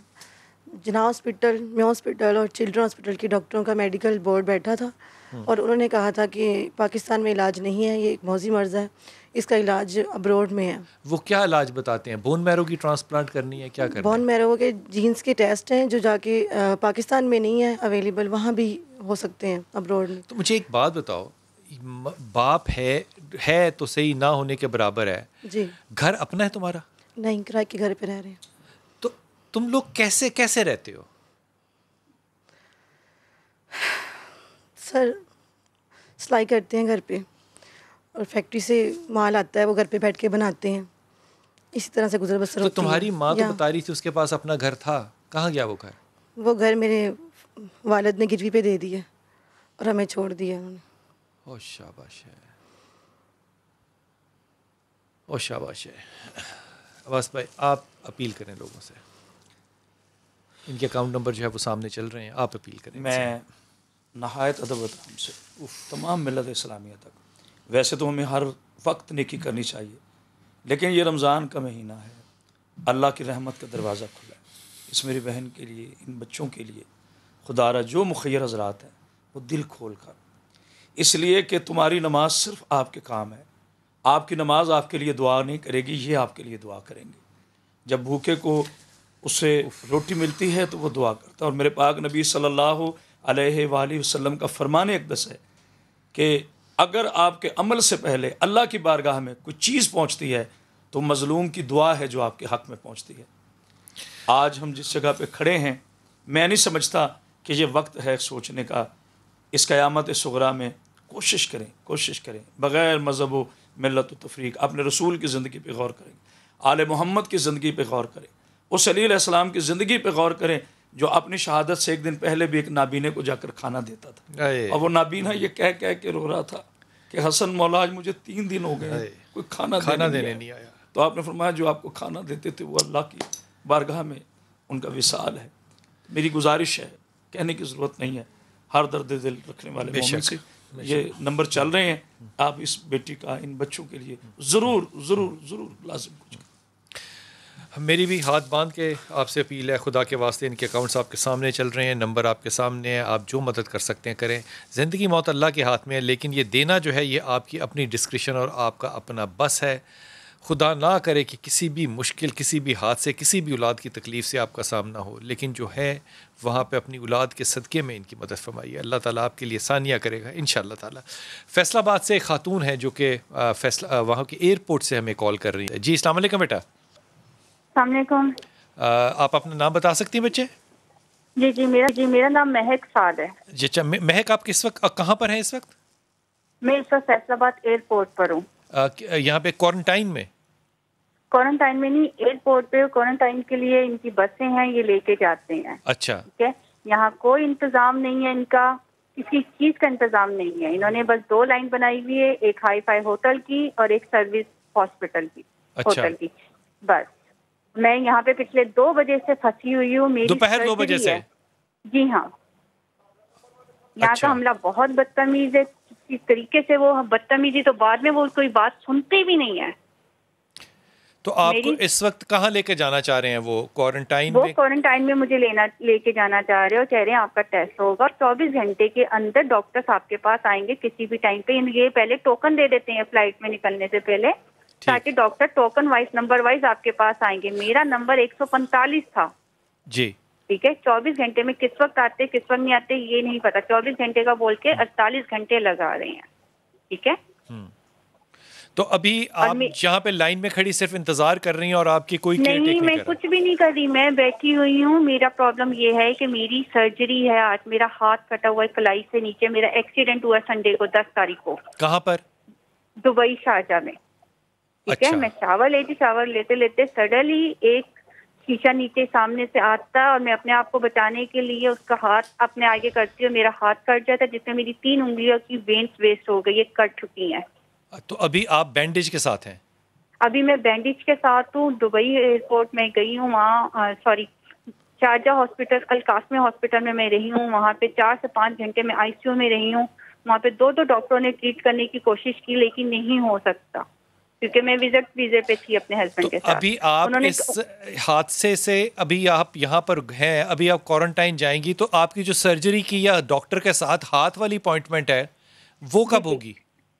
मैंने यही इनसे रिक्वेस्ट करी जा रही हूँ, मैं इतना रोई हूँ, रिक्वेस्ट की, सारी रिपोर्ट्स दिखाने की कोशिश की, ना ये रिपोर्ट्स देख रहे हैं, ना ये मेरी पिक्स देख रहे हैं। उसी टाइम एक्सीडेंट की, ये कह रहे हैं आपको वहीं जाना है, वहीं जाना है। मैंने कहा मैं यहाँ से हिलूंगी नहीं, मेरा 6 बजे अपॉइंटमेंट है डॉक्टर का, अपॉइंटमेंट लेटर तक नहीं देख रहे। मैंने कहा दुबई डॉक्टर्स ने कहा अगर 6 दिन में ये मेरी सर्जरी नहीं होती, मेरी फिंगर्स वेस्ट हो जाएंगी और मेरा कोहनी तक हाथ जाया हो जाएगा। कहते ये हम चीजें नहीं जानते, हमने अपनी नौकरी बचानी है, हमें जो वो बोलेगी, हुकूमत बोलेगी, हमें वो करना। अच्छा महक, ये बताइए कि दुबई या शारजा में आपका कोई टेस्ट हुआ था कोविड-19 का? बिल्कुल हुआ, मैं बिल्कुल नेगेटिव थी और मैं आई हूँ, और उसका भी उन्होंने फॉर्म दिया, फॉर्म भी इन्होंने लिया, लेकिन ये अपने भी कर रहे हैं। और एक होटल अगर आपने स्टे करना है तो 5000 पर डे का, एक दिन का 24 घंटे का लेके जब बुकिंग हो जाती है फिर कहते हैं 3 दिन भी आपको वहाँ पे लगने हैं। इस तरह कर करके बुकिंग करवा रहे हैं, एक दिन का बोल। ये जो क्वारंटाइन कर रहे हैं ये आप अपने पैसों पे कर रहे हैं? जी हाँ। अगर किसी ने सरकारी जो अफोर्ड नहीं कर सकते वो सरकारी उसमें जाएंगे, और जो उसमें पहले बता देते सरकारी रूम में जो है 4 से 5 बंदे होंगे। आप होटल बुक करवाएंगे एक कमरे तो में आप अकेले, हाँ जी एक कमरे में। और अगर आप होटल बुक करा लेती हैं तो होटल का किराया 5000 रुपए है, उसमें आप अकेले रहेंगे और आपका सारा एक्सपेंस आपका खुद होगा। जो अफोर्ड कर रहे हैं उन्होंने एक दिन का, और इन्होंने ये भी कहा कि 24 घंटे में इसका रिजल्ट आ जाता है। ठीक है, और जो अफोर्ड कर सकते हैं वो बुकिंग करवा रहे हैं अपनी, और जब वो बुकिंग करवा लेते फिर कहते हैं कि 3 दिन भी लग जाएंगे आपको होटल के लिए। आप 2 बजे से बैठी हैं, हाथ आपका जख्मी है, अपॉइंटमेंट आपकी शाम की थी जो कि अब बिल्कुल नहीं हो सकती, और अभी तक आपको कुछ पता नहीं है कि क्या होना है आगे? कुछ नहीं, इन्होंने कहा है कि हमें यहाँ लाहौर के डीसी की परमिशन ला के दें। आप यहाँ पे एयरपोर्ट पे महक कितने लोग हैं तकरीबन? सारे लोग तो यहाँ से जा चुके, दूसरी फ्लाइट आई अभी, दूसरी भी जा चुकी, ऑलमोस्ट अभी 50-60 लोग हैं बस बाकी सारे जा चुके हैं। ये भी अभी वो वेट कर रहे हैं जो होटल की जिनकी बुकिंग हुई हुई है, ये वो वेट कर रहे हैं। होटल में इन्होंने नंबर 1, नंबर 2, नंबर 3 होटल की कैटेगरी रखी हुई है। तो आप अभी तक शिफ्ट क्यों नहीं हुई? मैं क्यों नहीं शिफ्ट हुई? क्योंकि मेरा ऑपरेशन है, रात मेरे 5वां दिन है, कल मेरे पास लास्ट डे है, मेरी डॉक्टर से अपॉइंटमेंट है। मैं इनके साथ जिद रही हूँ कि मुझे हॉस्पिटल आप भेजिए। आपने अगर टेस्ट करवाना है तो बिस्मिल्लाह आप मेरा टेस्ट करें, आप अपनी तसल्ली के लिए मेरा टेस्ट करें, लेकिन मुझे यहाँ से जाने तो दें, टेस्ट करके आपको जितना टाइम लग रहा है मुझे जाने दें। मैंने फैसलाबाद से सीधा लाहौर जाके अपना ऑपरेशन करवाना है। एक यहाँ पे असिस्टेंट कमिश्नर है, वो तो कह रहे ठीक है फिर इनको बैठा रहने दो, अच्छा इनकी अपॉइंटमेंट एक्सपायर हो जाए रात तक। फिर इन्होंने लेडीज पुलिस मेरे लिए बुलाई है। मैंने कहा खबरदार लेडीज पुलिस मुझे हाथ भी नहीं लगाएंगे। वो कहते हैं हम तो लगाएंगे आपको हाथ और आपको घसीटते हुए लेके जाएंगे अगर आपने। मैं इनसे बार बार टाइम मांग रही हूँ कि एकदम से मेरे पेरेंट्स मेरे लाहौर में वो नहीं जा सकते डीसी। अच्छा ये बताइए कि ये जो आपके हाथ को चोट लगी है इससे आपकी 3 उंगलियों की आप कह रही हैं कि वेन्स जो है वो कट गई हैं, ऐसे ही कट चुकी हैं और हाँ आप इस वक्त बैंडेज के साथ हैं, एयरपोर्ट पे बैठे बैंडेज के साथ हूँ और स्टिच भी नहीं हुआ, अभी खुला हुआ है। शाबाश दुबई जो हॉस्पिटल वालों के उन्होंने कहा हम इसको स्टिच करके बंद नहीं कर सकते क्योंकि अंदर से वेन्स आपकी कटी, आपका ऑपरेट प्रॉपर होना है, तो हम इसको स्टिच भी नहीं कर सकते। मैं बैंडेज के साथ आज 5 दिन में फिर रही हूँ। यहाँ पे लाहौर में आपने किस अस्पताल में अपॉइंटमेंट ली हुई है? मैंने मकसूद हॉस्पिटल में। आपके पास नंबर है उनके हॉस्पिटल्स के डॉक्टर्स के? इस पर मेरे पास नहीं है क्योंकि मेरे पेरेंट्स वगैरह के पास है। कजन्स मेरे बाहर मुझे लेने के लिए 2 बजे से बैठे हुए हैं रोजे में, वो भी मैंने इन्होंने यहाँ तक मैंने कहा मुझे कुछ तो खाने पीने कुछ तो दे दें क्योंकि मैंने मेडिसिन लेनी है। मैं अब रोजा नहीं रखा क्योंकि मैं मेडिसिन 1000 mg की यहाँ पे आप 2 बजे से तशरीफ रख रही हैं, आप इस वक्त शारजा से आई हैं और खाने पीने का भी कोई सिलसिला नहीं है? इवन प्लेन में भी नहीं है। मैंने सुबह की 3:30 बजे की सैरी की हुई है, बस सैरी करके मैं एयरपोर्ट के लिए 4:30 बजे निकली हूँ और 9:30 बजे की मेरी फ्लाइट थी। महक अगर तुम कोई अपील करना चाहो, किसी को भी कुछ कहना चाहो तुम कह सकती हो क्योंकि मेरे पास तो कोई लफ्ज नहीं है कहने के लिए। मैं आपको बता नहीं सकती, मैं तो इतना इनके सामने रोई हूँ, गिड़गिड़ाई हूँ कि मेरी एक बार रिपोर्ट तो चेक करो। कहते हैं आप क्वारंटाइन में जाएं, वहाँ पे डॉक्टर्स है। मैंने कहा देखिए वहाँ पे जो आप कहते हैं डॉक्टर्स है वो तो उस टेस्ट के लिए, मेरे हाथ के लिए सर्जन की जरूरत है, ठीक है। कभी मुझे झूठ कहते हैं हमें तो कमिश्नर की कॉल आ गई। मैंने कहा मेरे पेरेंट्स तो अभी तक कमिश्नर के पास डीसी कमिश्नर के साथ पहुंचे नहीं, आपको कैसे कॉल आ गई है? अगर आपको कॉल आएगी तो मेरे पेरेंट्स पहले मुझे इन्फॉर्म करेंगे हाँ हमने डीसी कमिश्नर से बात कर ली है। डीसी कमिश्नर साहब तो बैठ ही नहीं रहे। कभी कोई कहता है मॉडल टाउन में है, कोई कहता है वो गाले मार्केट में, वो अपनी सीट पे बैठते नहीं, अपनी मर्जी से आते हैं। डीसी कमिश्नर तो अभी ये 50 लोग यहाँ पे भूखे प्यासे बैठे हैं और अभी कुछ 20 मिनट में रोजा भी इफ्तार हो जाएगा, आप लोग फारिग हैं मतलब यहाँ पे? ये लोग तो इनके पास तो व्हील चेयर नहीं, इन्होंने मेरे से व्हील चेयर तक ले ली कि हमारे पास व्हील चेयर भी नहीं है। ये व्हील चेयर ने मेरे साथ बहुत बुरा मुसर्रत चीमा हमारे साथ हैं जो कि तर्जुमान है पंजाब हुकूमत की। मुसर्रत अब बहुत शुक्रिया आपका, आपने महक की ये बात सुनी जो कि इस वक्त 3 उंगलियों की नर्व्स कटाकर एयरपोर्ट पे बैठी हैं 2 बजे से, और क्वारंटाइन करना है ज़रूर कीजिए, टेस्ट करना है ज़रूर कीजिए, लेकिन उनकी अगर नर्व्स कटी हुई हैं, वेन्स कटी हुई हैं, नर्व्स नहीं वेन्स, तो वो उंगलियां जो हैं वो नकारा हो जाएंगी अगर वो सर्जरी नहीं होती। तो इसके लिए क्या करे ये, किससे इल्तजा करे, क्या करे ये? बिस्मिल्लाहिर्रहमानिर्रहीम। बहुत शुक्रिया कुतुब भाई। मुझे सिर्फ काइंडली इतना बताएंगे क्या इनकी अभी ना ये उंगलियां कटी हैं या क्या? नहीं, ये शारजा में ये एक्सीडेंट के साथ आई है क्योंकि इनकी बुकिंग हो चुकी होगी। अच्छा शारजा में कर दो थी तो basically let me check it. उसकी वजह यह है कि आपको पता है कि इनकी और इनके प्यारों की जिंदगी को खतरा होता है, एक सर्टन एसओपीज को फॉलो करना होता है। लेकिन आपकी बात ठीक है कि एक्सीडेंटल सिचुएशन में फर्क तरीके से अगर कोई पेशेंट है या सीरियस पेशेंट है, लेकिन चाहे सीरियस पेशेंट भी है, लेकिन एक कुतुब भाई जो एक बात है वो ये कि टेस्ट के बगैर जो है ना वो पॉसिबल नहीं है यहाँ से निकलना। खुदा न खास्ता कि अगर इनमें कोरोना पॉजिटिव हो तो फिर आगे बहुत ज्यादा वो शारजा से कोरोना के टेस्ट कराने के बाद तशरीफ लाई हैं। अगर रास्ते में किसी से इन्फेक्शन लग गया हो तो उसकी कोई गारंटी नहीं है। लेकिन मुसर्रत आपा, इसमें एक तो टेस्ट अभी फौरी तौर पे करवाए जा सकते हैं, दूसरे ये कि इनको वो medical service under protection Faisalabad में भी प्रोवाइड की जा सकती है। ये सारे एसओपीज जो हैं ये सिर्फ एक लाइन में चलने का नाम तो नहीं है ना, ये तो हर एक्सीडेंट के साथ साथ बात उनको निभाना है। अगर कमिश्नर ने ये सारे फैसले करने हैं और अवाम ने जो है वो उंगलियां कटा के एयरपोर्टों पे बैठना है, वहाँ पे 50 के करीब इस वक्त लोग बैठे हैं जो कि शारजा से चले हैं, रोज़े से हैं, और अभी तक इनका कोई इंतज़ाम नहीं है कि कहाँ जाना है, अनलेस के ये फैसला करें कि ये प्राइवेट होटल्स लेना चाहते हैं। देखिए, एक तो मैं आपको अर्ज करूं कि 2-3 तरह की चीजें हैं। एक तो जब जो भी लोग पाकिस्तान से बाहर से आ रहे हैं उनको ये बात, उनकी अंडरस्टैंडिंग है कि बगैर टेस्ट के किसी को भी नहीं जाने दिया जाएगा। लेकिन अगर कोई सीरियस पेशेंट है तो टेस्ट उसका भी रिक्वायर्ड है। वजह आपको पता है कि एक जो आप प्लेन के अंदर जब आते हैं तो उसमें बहुत चांसेस है, लेकिन लोग जाहिर है जिनके लिए सफर करना मतलब बिल्कुल उनकी ऑप्शन है और नागुज़ीर है इसको अवॉइड करना, तो लोगों की मजबूरी है, बहालते मजबूरी लोग आ रहे हैं। लेकिन इस चीज को कि अगर किसी का वहां से टेस्ट, अल्लाह का शुक्र है कि अगर इनका नेगेटिव है, लेकिन उसके बाद टेस्ट का होना लाजिम है कि खुदा ना खास्ता, बिकॉज इसमें जो मेजर इशू ये है कि इसमें जो भी लोग इन्फेक्शन कैरी कर रहे होते हैं उनमें सिम्टम्स आपकी बात में बहुत वजन है, आपकी बात को मैं रद्द बिल्कुल नहीं कर रहा, लेकिन जब वो स्पेशल मेडिकल कंडीशंस आती हैं तो तब स्पेशल डिसीजंस भी तो होनी चाहिए ना। एक असिस्टेंट कमिश्नर, एक डिप्टी कमिश्नर कोई एक अच्छा फैसला कर सकता है कि इनको प्रोटेक्शन के साथ साथ मेडिकल एड भी दे सके। मैं छोटे से वक्त में जाता था।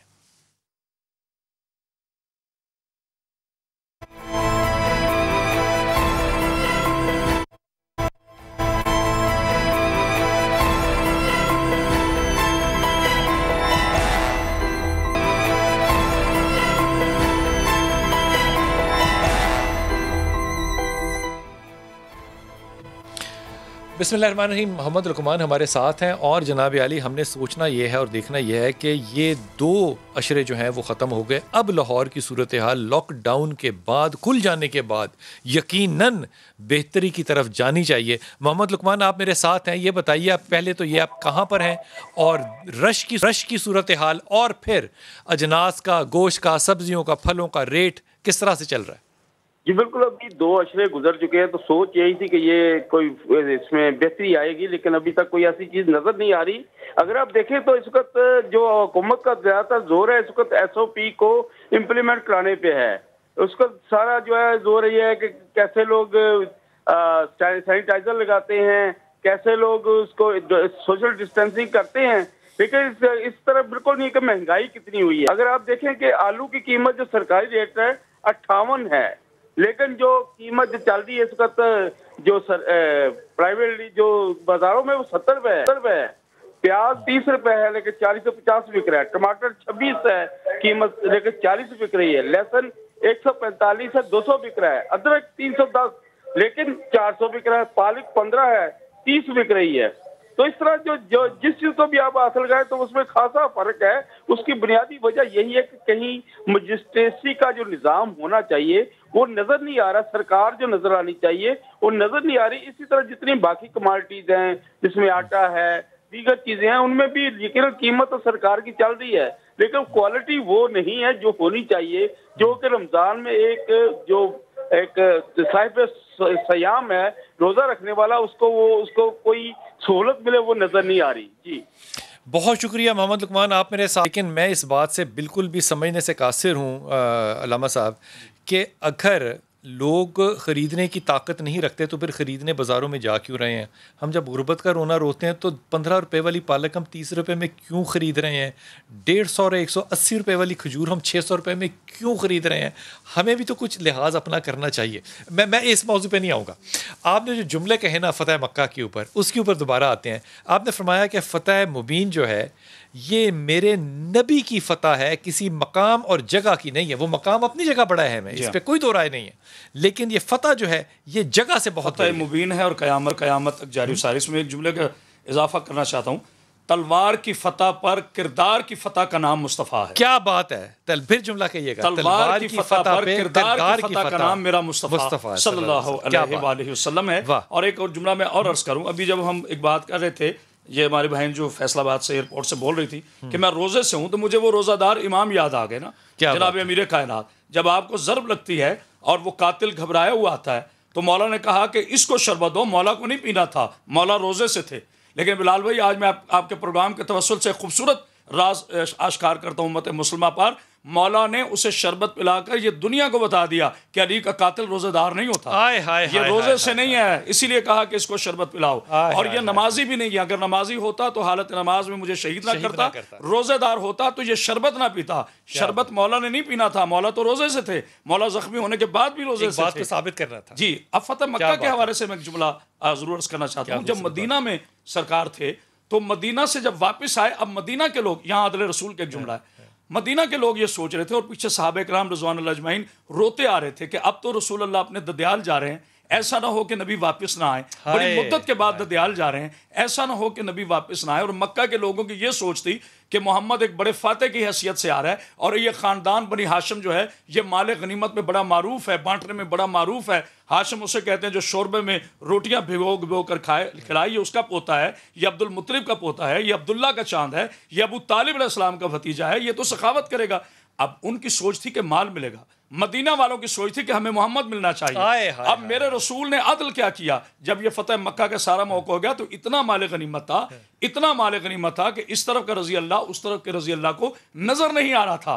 तो मेरे मौला ने खूबसूरत जुमला है, दरमियान में माल था, इतना माल, इस तरफ का रजी अल्लाह इस तरफ नजर नहीं आ रहा था, इस तरफ अंसार और इस तरफ जो है वो मक्की, इस तरफ मदनी। अब मेरे रसूल अल्लाह ने फरमाया, या अली जी मेरे मौला तकसीम करो मेरे ददयाल वालों को, ये सारा माल तकसीम कर दो। सारा माल उन्हें तकसीम कर दिया गया। तो मेरे पाक रसूल अल्लाह सल्लल्लाहु अलैहि वसल्लम ने फरमाया, क्या खुश हो? उन्होंने कहा जाहिर है जो वांटेड था। उन्होंने कहा जी बिल्कुल खुश है। कुछ और?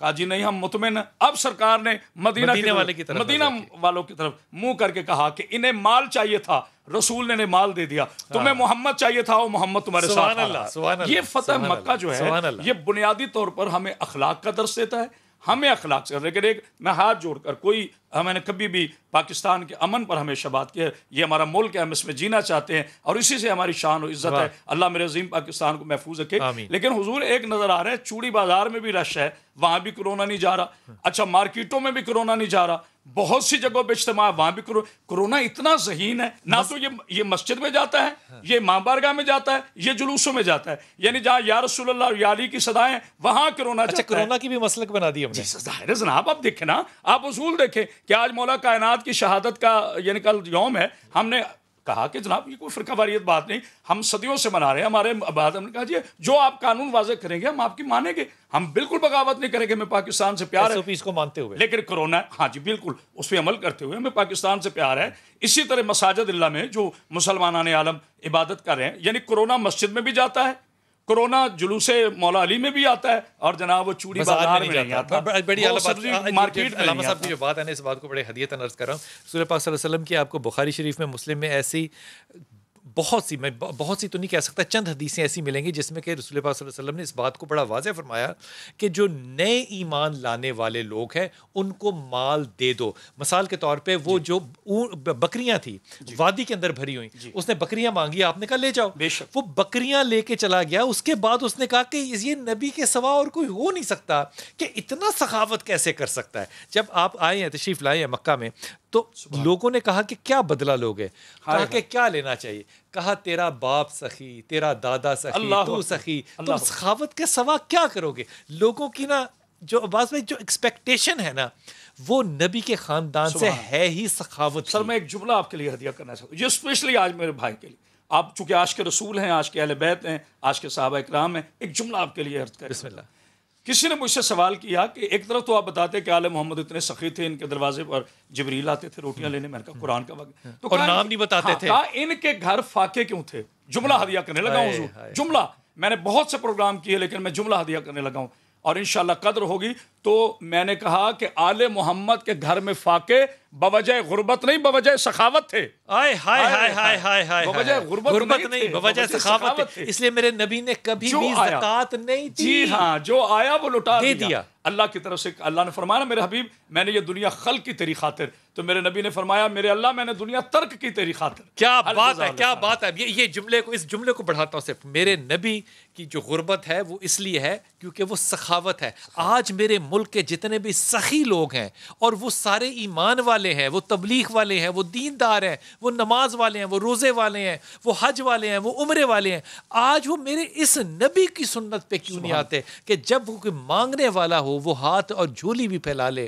तो आपकी जो, मैं क्या कहूँ, मैं सिर्फ दुआ कर सकता हूँ कि अल्लाह ताला आपको वो हैसियत दे, आपको वो तौफीक दे कि आप इन लोगों को दे सकें। मेरे बेटे माइक पकड़ना, बॉबी, बॉबी ये कैमरा आपकी तरफ है, आपने इस पे देख के जिससे भी अपील करना वो आप कर लो। सबसे पहले तो मेरा कायनात का मालिक मेरे आका मोहम्मद मुस्तफ़ा सल्लल्लाहु अलैहि वसल्लम वो मेरी मदद फरमाएंगे इंशाअल्लाह, और पॉइंटन पा के सदके से मुझे वो नवाजेंगे, आमीन। मैं उनकी लजपाल परीत नू तोड़ दे नहीं, जिदी पा फड़ लेंदे नू छोड़ दे नहीं।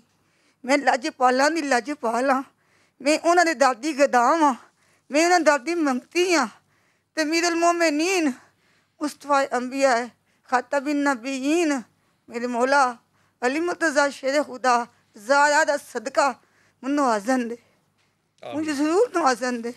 और मैं अपील करनी हाँ खुदा की बंदी की बारगाह इलाही है, मेरे मालिक जिस हाल तू मैनू रखा है मैं शुक्र अदा करनी है तेरा, तू मैनू माँ बना के भेजा है मेरे मालिक, तू रहमत लिल आलमीन है। मैं आसमान पे आप मेरे मौला रहते हैं, ज़मीन में ये गुनाहगार उसकी बंदी है। मैं उससे इल्तिजा करती हूँ ज़ारा की जूती के सदके से मुझे नवाजा जाए, मुझे मौला का सदका अता किया जाए, पंजन पा के सदके से नवाजा जाए, मैं उनकी गदागार हूँ। बिलाल भी मौला हुसैन का एक इरशाद पाक है, आपसे किसी ने पूछा मौला जालिम बंदा कब होता है, तो मौला फरमाते हैं कि अल्लाह जिसे जालिम करता है उससे रहम निकाल लेता है, बस जालिम होने के लिए बेरहम होना जरूरी है। अल्लाह से ये दुआ करते हैं कि अल्लाह ताला हमें जालिमों में से ना उठाए। मैंने इससे ज़्यादा खूबसूरत अपील, खूबसूरत क्या कहूँ मैं इस लफ्ज़, इसको क्या लफ्ज़ दूँ, इससे ज़्यादा इल्तिजा वाली मैंने दरख्वास्त कभी नहीं सुनी, जिसमें जो लज का पालना है, इस औरत को तो यकीन है कि लज को पाला जाएगा, क्योंकि वो इस हालत में भी अल्लाह का शुक्र अदा कर रही है। अब अल्लाह आपकी लज को पालेगा कि नहीं, इसका फ़ैसला जो है वो आपके दिल और आपके माल ने करना है। हुजूर अक़दस कल शहादत इमाम है, और आज लोगों के दिलों की नरमी क्या इस तरफ लोगों को नहीं लेके जानी चाहिए कि वो इस दरख्वास्त को, इस लजपाली को हया बना के इस औरत के और इसकी बेटियों के सर पे चादर डाल दें। मुझे इशफाक साहब का एक जुमला याद आता है, उन्होंने फरमाया था हम खुदा को मानते हैं, खुदा की मानते नहीं।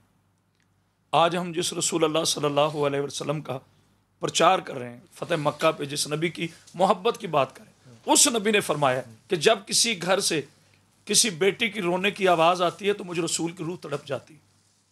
आज ये बेटी रो रही है, आज ये बेटियां कौम से अपील कर रही हैं, तो आज नबी के नाम पर, आले मोहम्मद के नाम पर, साहबा इकराम की ज़िंदगियों के नाम पर और या के नाम पर मैं ये समझता हूँ सोचना नहीं चाहिए, ये वक्त सोचने का नहीं, देने का है जी, देने का। देखेंगे अब हम समा का दस्तरखान, और खुदा करे कि आपका ये दस्तरखान जो है ये हलाल भी हो और कबूल भी हो।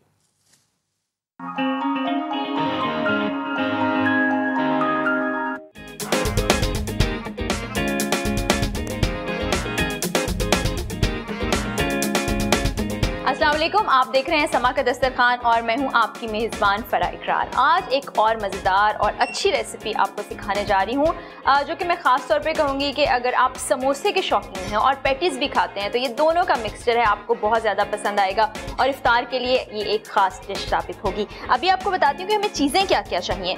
ये देखें, मैंने चिकन फिले लेके उसको बारीक काट के उस पर काली मिर्च, नमक और लीमू लगा के उसको मैरिनेट करके रख दिया था ताकि ज़रा जल्दी हमारी चीज़ें बन जाए। उसके बाद आपको मैदा चाहिए, ये 2 अंडे हैं जिनको मैंने मिक्स करके रख लिया है, टमाटो केचप चाहिए, नमक, काली मिर्च, क्रीम, मायो, ऑयल, ये सब चीज़ें आपको चाहिए। कटी हुई बंद गोभी आप यहाँ देख सकते हैं जो मैंने रखी है, ब्रेड क्रम्स आपको चाहिए होंगे। इस वक्त हमने पैन के नीचे आग जला दी है, अब हम इसमें ऑयल ऐड करेंगे। चिकन को मैरिनेट करके रखा है, इसमें हमने लीमू का रस, काली मिर्चें और नमक इसके ऊपर लगाया था। बारीक स्लाइसेस मैंने काट लिए, आप देख सकते हैं इतने, ये बारीक स्लाइसेस हैं।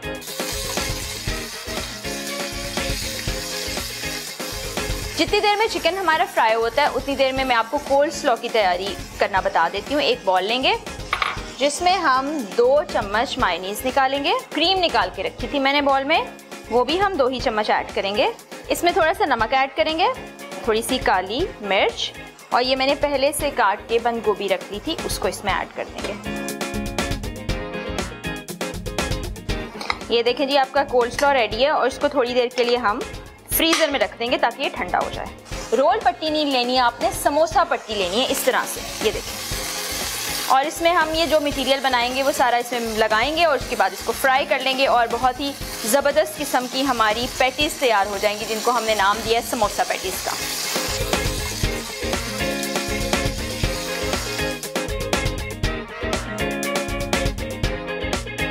जितनी देर में हमारा ऑयल गर्म होता है हम पैटीज तैयार करके रख लेते हैं। इसके लिए हमें एक और मरहले से गुजरना पड़ेगा। 1 चम्मच मैदा लेंगे, बॉन्डिंग फोर्स भी तो हमें चाहिए ना 2 पट्टियों को मिलाने के लिए।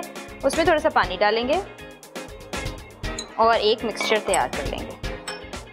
ऑयल गर्म हो रहा है, ऑयल के गर्म होने तक हम ये पट्टियाँ तैयार कर लेंगे। एक पट्टी को हमने ऐसे रखा और इसके यहाँ पर हमने थोड़ा सा ये जो मैदा था वो लगाया। इसके ऊपर हमने दूसरी पट्टी को ऐसे बिछा दिया और ये इसके ऊपर चिपक जाएगा। अब हम केचप इसके ऊपर लगाएंगे।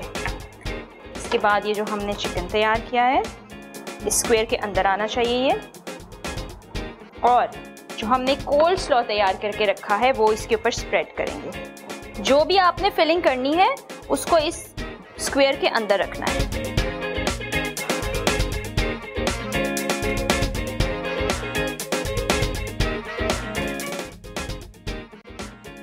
ये हमने इसको मैदे में अच्छी तरह से डिप कर लिया, चारों तरफ इसके मैदा लगा होना चाहिए, ये ख्याल रखें। उसके बाद हमने इसको अंडे में डिप किया, अच्छी तरह ब्रेड क्रम्स लगा लेंगे हम चारों तरफ से और इसको फ्राई करने के लिए पैन में डाल देंगे जो पहले से घी शदीद गर्म हो चुका है। आग थोड़ी कम करेंगे। इसी तरह से बाकी जो पैटीज तैयार शुदा मौजूद हैं उनको भी हम डिप करके फ्राई करेंगे।